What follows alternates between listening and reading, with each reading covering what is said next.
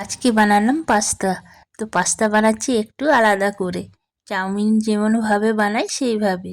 তো তোমরা পুরো ভিডিওটা দেখো, আশা করি ভাল লাগবে। আর ভাল লাগলে অবশ্যই একটা লাইক করো, কমেন্ট করো আর সাবস্ক্রাইব করো। পাস্তা তো খেতে দুর্দান্ত হয়েছিল। নমস্কার সবাইকে, কেমন আছো সবাই? আশা করি সবাই ভালো আছো। পাপি আঁকি নতুন ব্লগ ভিডিওতে স্বাগত। তো আমি নিয়ে নিয়েছি বাঁধাকপি আর আলু আর কাঁচা লঙ্কা আর পেঁয়াজ কুচি। আর এই দেখো 3টা প্যাকেট পাস্তা নিয়েছি। তো আমি গরম জলটা বসাবো, এবারে কড়াই চাপিয়ে দিলাম। তো কিভাবে বানাচ্ছি দেখো, তোমরা পুরো ভিডিওটা দেখো আর বাড়িতে একবার বানিয়ে খেও। কেমন লাগলো অবশ্যই কমেন্ট করে জানাবে। তো গরম জল করার জন্য আমি কড়াই চাপিয়ে দিয়েছি আর জল দিয়ে দিচ্ছি পরিমাণ মতো। তো পরিমাণ মতন জল দিয়ে দিলাম, জলটা গরম হতে দেব। এর সাথে দেব নুন, নুন দিয়ে দেব পরিমাণ মতো। এই দেখো বাঁধাকপি কুচি আছে, পেঁয়াজ কুচি, কাঁচা লঙ্কা আর আলু কুচি আছে। আর নুন দিয়ে দিলাম পরিমাণ মতন জলে। জলটা এইবার গরম হবে, তারপর আমি পাস্তাগুলো দিয়ে দেব সেদ্ধ হওয়ার জন্য।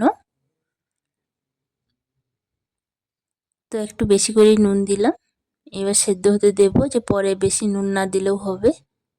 এবার পাস্তাগুলো একে একে 3 প্যাকেটই ঢেলে দেব।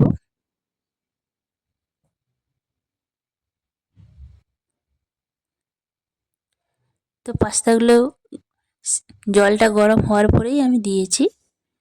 তো পাস্তাগুলো এবার সেদ্ধ হতে দেব। যতক্ষণ না সেদ্ধ হবে ততক্ষণ একটু ভালো করে নেড়ে চেড়ে দিচ্ছি, তাহলে লেগে যাবে না, সেই জন্য।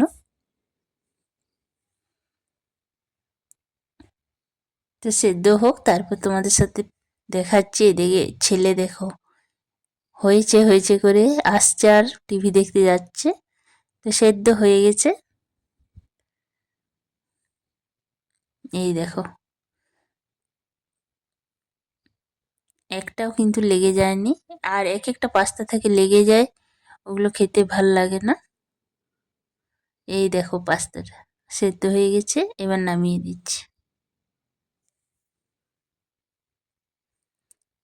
তো নামিয়ে দিচ্ছি, ছেঁকে ছেঁকে আমি রেখে দিচ্ছি একটা গামলাতে।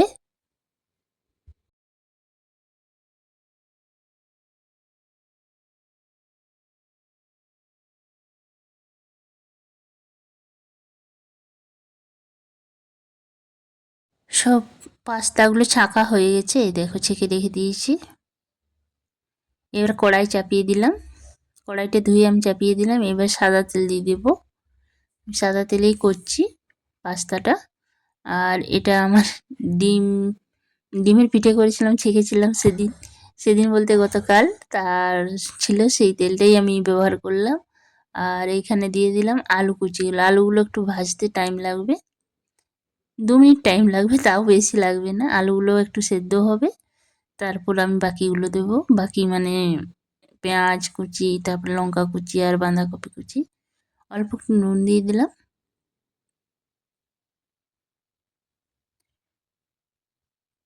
তো হালকা করে ভেজে নিই।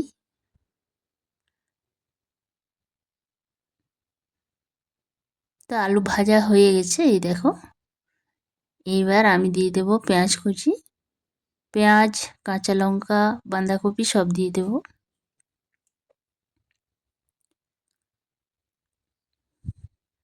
পেঁয়াজ বাঁধাকপিটা বেশি ভাজতে হবে না, হালকা ভেজে নিলেই হবে।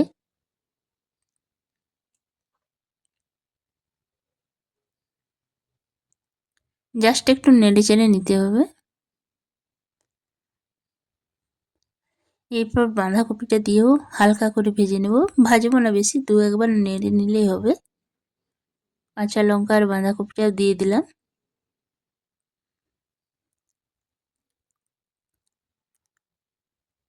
তো ভালো করে এবার মিশিয়ে নিচ্ছি।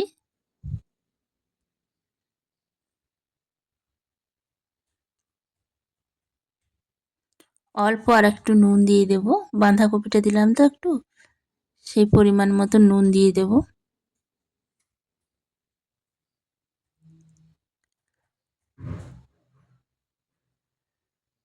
তো নুনটা দিয়েও আমি ভালো করে আবার নেড়ে চেড়ে নেব।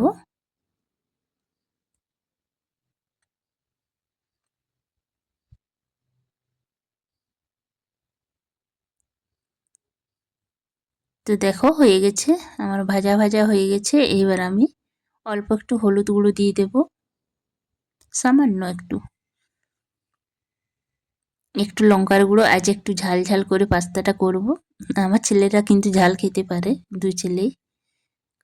গুঁড়ো লঙ্কাও দিলাম, আর একটু ধনে গুঁড়ো দিলাম, জিরে গুঁড়ো দিইনি, ধনে গুঁড়ো দিলাম। পাস্তা মশলাটা শেষ হয়ে গেছে, সেই জন্য দিলাম না, মানে নেই।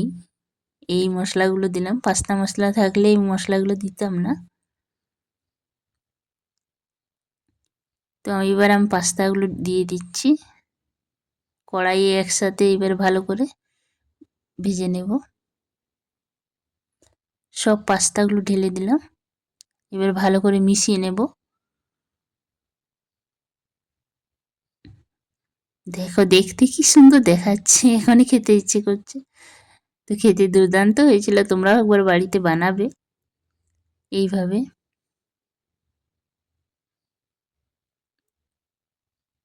চাউমিন তো এইভাবেই বানিয়ে খাও, কিন্তু পাস্তাও এইভাবে একবার বানাবে। তো দিয়ে দিলাম একটু সয়া সস আর চিলি সস আর টমেটো কেচাপ দিয়ে আমি ভালো করে মিশিয়ে নেব।